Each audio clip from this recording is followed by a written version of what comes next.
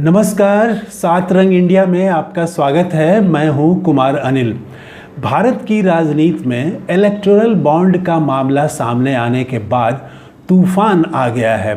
सारे विपक्षी दल भारतीय जनता पार्टी को घेर रहे हैं। आज अखिलेश यादव ने कहा कि Bharatiya Janata party electoral bond के जरिए काले धन को सफ़ेद करने का मशीन बन गई है। तमाम नेता बोल रहे हैं, लेकिन सबसे ज़्यादा और सीधा हमला किया आज राहुल गांधी ने। उन्होंने भारत जोड़ो न्याय यात्रा के दरमियान, यात्रा के बीच में ही आज शाम को प्रेस कॉन्फ्रेंस करके सीधे प्रधानमंत्री नरेंद्र मोदी पर राजनीतिक हमला किया और कहा कि प्रधानमंत्री नरेंद्र मोदी दुनिया का सबसे बड़ा वसूली रैकेट चला रहे हैं। ये सीधा हमला है।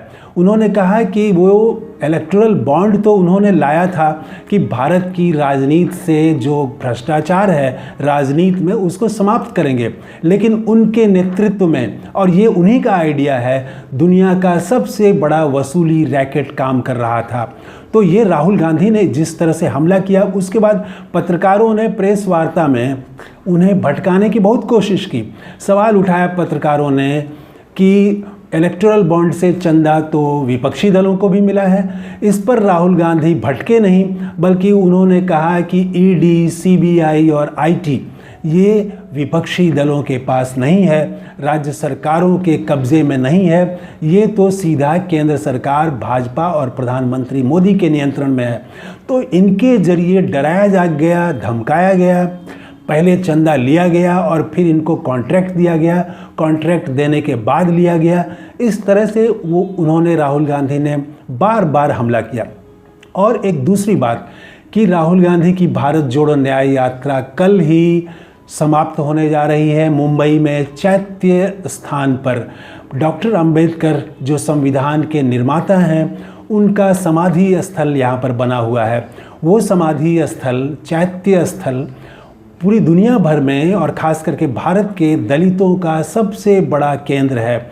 वहाँ हर साल दलित देश भर से जमा होते हैं, बड़े कार्यक्रम होते हैं और संकल्प लिया जाता है कि देश में दलितों को अधिकार दिलाने के लिए, बराबरी और न्याय दिलाने के लिए, सम्मान दिलाने के लिए वो संघर्ष करेंगे।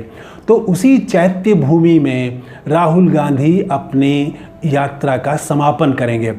ये भी काफ़ी सोच समझ करके कार्यक्रम रखा गया है, क्योंकि राहुल गांधी लगातार, वो पिछले 14 जनवरी को उन्होंने यात्रा शुरू की थी, मणिपुर से यात्रा शुरू की थी और समापन कर रहे हैं अंबेडकर की समाधि स्थल पर। तो वो संदेश यहाँ से शायद ये देना चाहेंगे जो वो लगातार जाति गणना के जरिए उठाते रहे हैं, जिसमें वो दलितों, पिछड़ों, आदिवासियों का सवाल उठाते रहे हैं। कल ही कांग्रेस और राहुल गांधी हिस्सेदारी वाली गारंटी की घोषणा करेंगे। इससे पहले कांग्रेस कई घोषणाएं, कई गारंटी दे चुकी है। सबसे पहले युवाओं के लिए, उसके बाद आदिवासियों के लिए, किसानों के लिए, महिलाओं के लिए, और अंतिम अब पांचवा न्याय जो हिस्सेदारी न्याय है उसकी घोषणा वो कल करेंगे। तो राहुल गांधी कल कोई बड़ी घोषणा भी कर सकते हैं और अंत में कि कल ही चुनाव आयोग चुनाव की घोषणा भी करेगा। तो आपने ये वीडियो देखा, अगर अभी तक इस चैनल को सब्सक्राइब नहीं किया है तो ज़रूर कर लें। थैंक यू, धन्यवाद, जय हिंद।